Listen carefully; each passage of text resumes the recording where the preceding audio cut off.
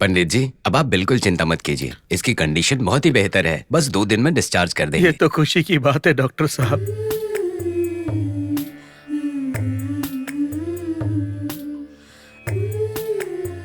पंडित जी, बच्ची के साथ इतना बड़ा हादसा हो गया, आपकी बीवी एक बार भी देखने क्यों नहीं आई?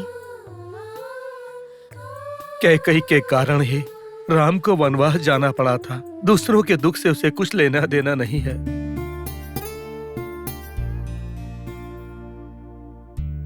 इसका मतलब? जब हम संतान के न होने की वजह से दुखी थे, तब अनाथ बच्ची अंजना ही हमारी दुनिया बनकर आई थी। जब उसे अपनी खुद की संतान हो गई, तो ये बच्ची उसके लिए पराई हो गई। इस बच्ची के हालात सुधारने के लिए मैं प्रार्थना ही कर सकता हूँ, और मैं वही करता भी हूँ बेटी।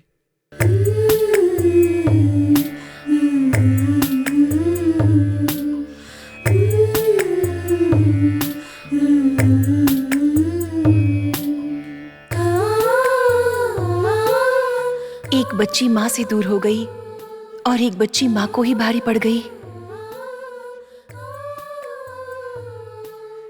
पुजारी जी, अगर आप बुरा ना माने तो एक बात बोलूं?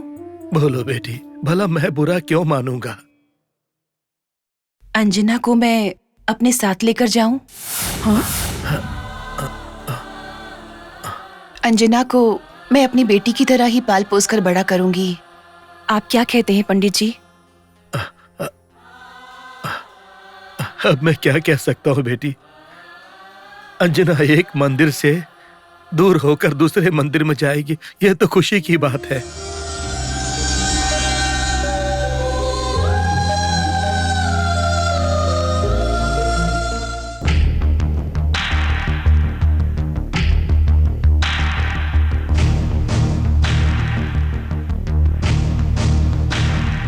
मेरे मंदिर से ज्यादा तुम्हारे प्यार के मंदिर में उसे खुशी और सुख मिलेगा।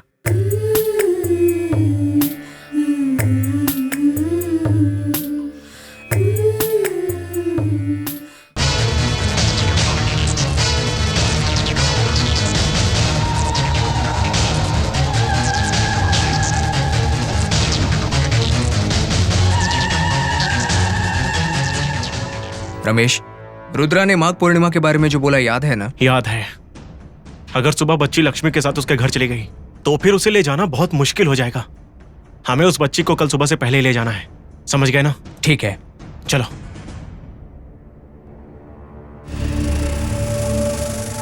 देवयानी, मुझे एक शक हो रहा है। किस बात का? अंजना श्रीराम और लक्ष्मी की बेटी है, ये जानने के बाद भी इतनी शांत कैसे हो?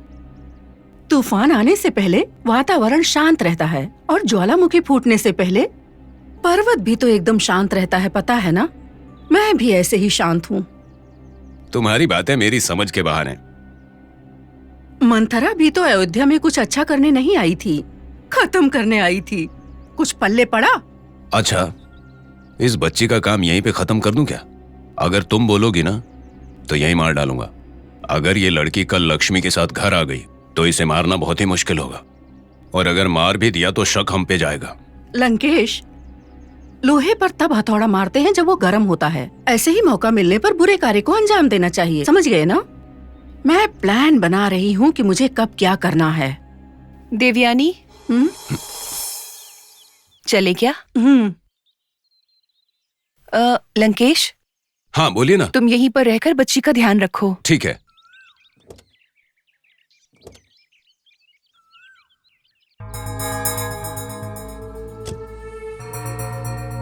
आप लोग जाइए।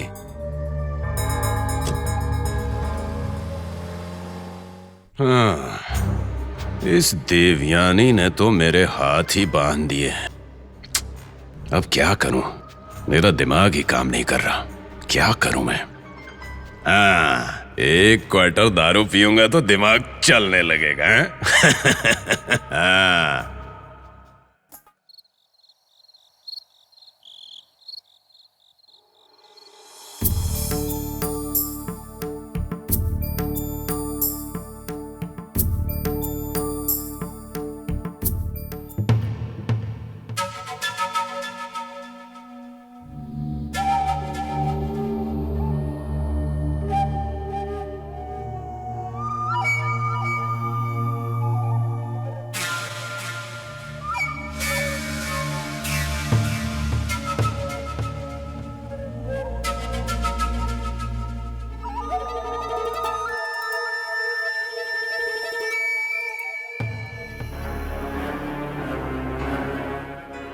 पता नहीं देवयानी आखिर सोच क्या रही है।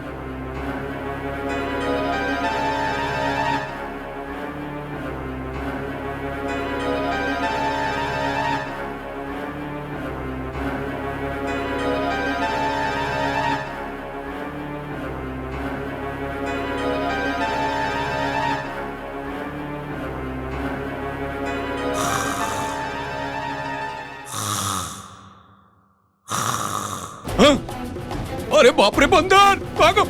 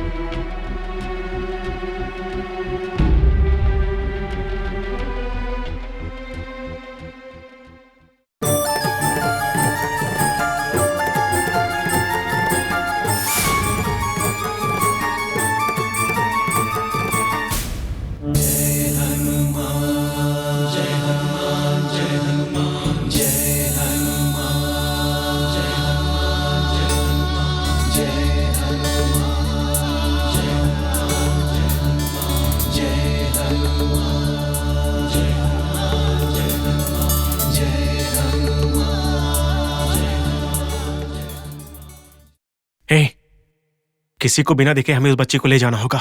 ठीक है, चलो चलते हैं।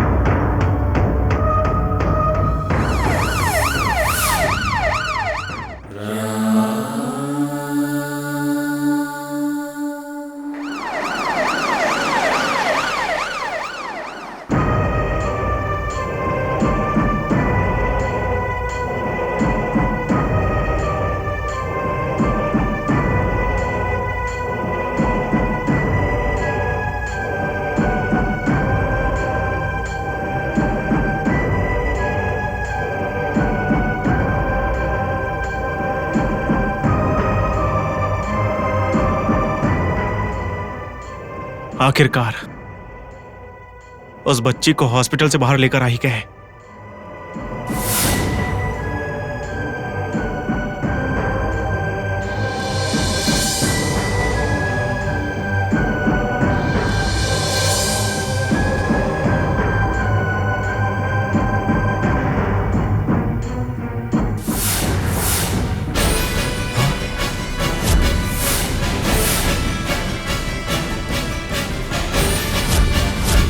ए रमेश, गाड़ी रोक दे। क्या हुआ? बच्ची की जगह पर कोई आदमी है यहाँ।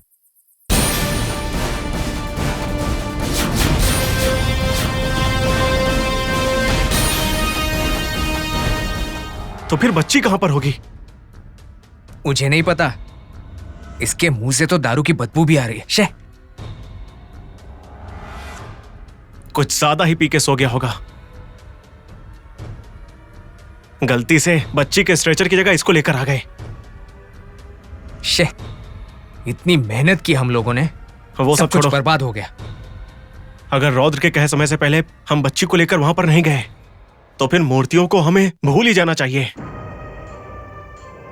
हॉस्पिटल में हमने जो सुना है उसके हिसाब से बच्ची डिस्चार्ज होने के बाद लक्ष्मी के घर जाएगी। इस बच्ची को वहां से लेकर आना हमारे लिए बहुत मुश्किल हो जाएगा। अब हम क्या करें? और कोई रास्ता नहीं है। पहले तो इसे घसीट कर बाहर निकालो, नशा उतरते ही खुद ही घर चला जाएगा। अब हमें उस बच्ची के बारे में सोचना होगा। हमें कितना भी रिस्क लेना पड़े हम लेंगे। पहले इसे गाड़ी से बाहर निकालो। हाँ ठीक है।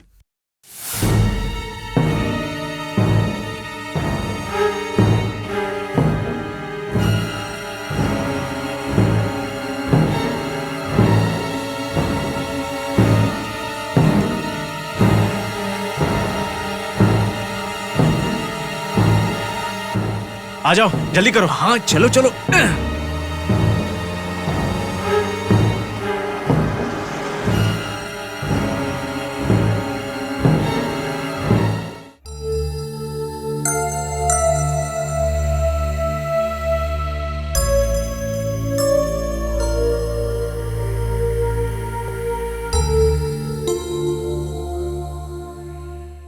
सुनिए, देखिए मैं अंजना को लेकर आई हूँ।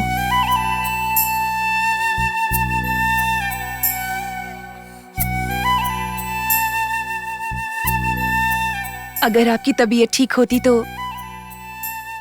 आप अंजलि को देखकर बहुत खुश होते।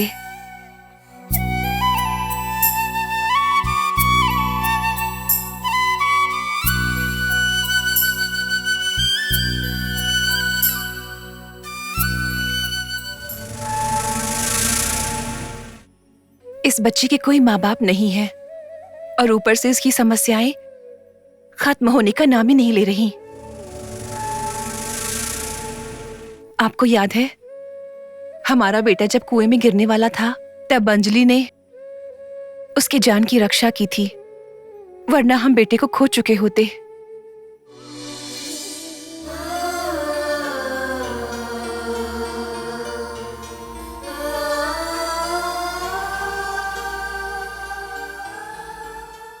हमारी मरी हुई बेटी के जन्मदिन के दिन ही हमने अंजना को उपहार दिया था। उसी अंजना ने हमारे बेटे की जान बचाई थी।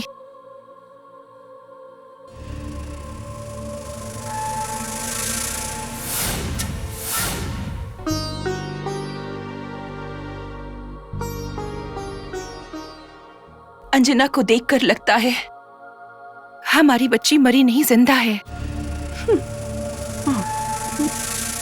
इनको क्या हुआ है माँ? सबको भगवान की तरह बचाते हैं ये, लेकिन भगवान ने उनके साथ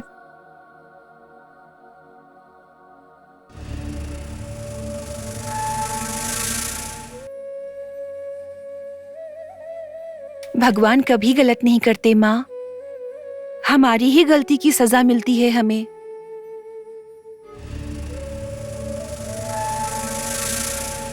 इनकी तबीयत जल्दी अच्छी हो जाए, मैं हनुमान जी की बहुत पूजा करूंगी।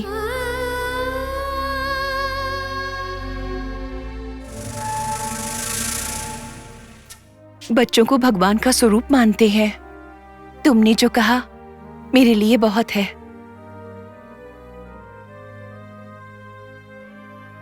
चलो अब अंदर चलते हैं। चलो बच्चों।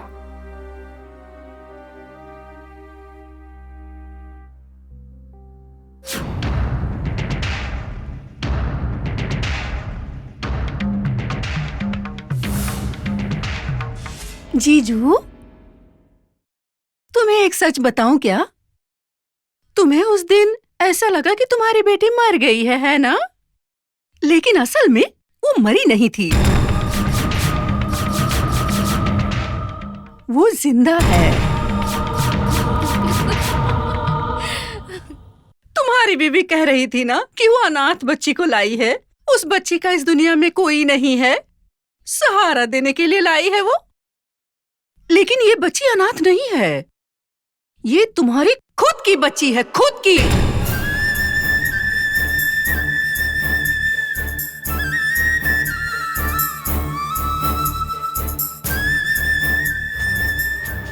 तुमने मेरे साथ जो अन्याय किया था ना, उसका बदला लेने के लिए अब एक और रास्ता मिल गया मुझे।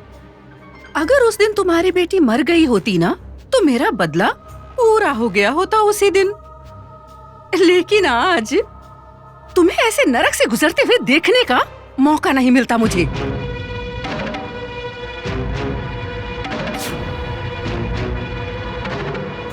प्यारे जीजू, तुम्हारी बेटी तुम्हारे आंखों के सामने है आज, पर ये खुशी ज्यादा देर नहीं रहेगी।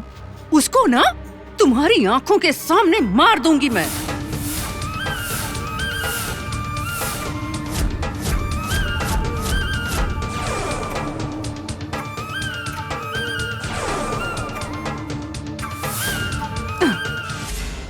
तुम्हें मैंने जहर वाली खीर खिलाई थी ना, जिससे तुम्हारी ये हालत हो गई है जीजू। उसे भी खीर खिलाकर मार दूंगी, मार दूंगी, मार दूंगी।